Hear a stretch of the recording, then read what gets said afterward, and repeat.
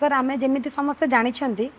6 मास पूर्व शिशु मानक ओनली ब्रेस्ट फीडिंग करा जाए आफ्टर 6 मंथ पिला मानक घरे खाद्य किछि दिया जाय थाए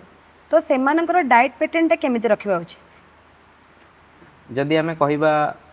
6 मंथ एंड अभव से छुआ मानक आम जो डाएट इंट्रोड्यूस करोचु प्रथम कथा हूँ से डाएटा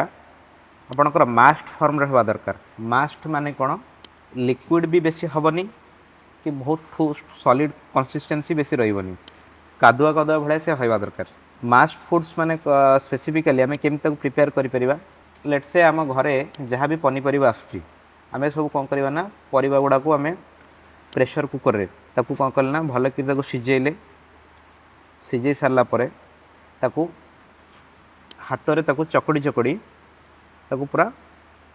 सेमी सॉलिड कंसिस्टेंसी आम आनिबा जमती कि गोटे 6 मास शिशुटी ढोकी पार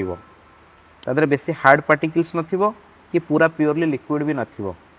हाथ को आप हाथ को टच कले तार जमती गोटे जमती आप देखुं चटणी है से टाइप कंसिस्टेंसी आप हाथ को फिल होतबो हेले कौन हम छुआ को आप देले छुआ ढोकी पार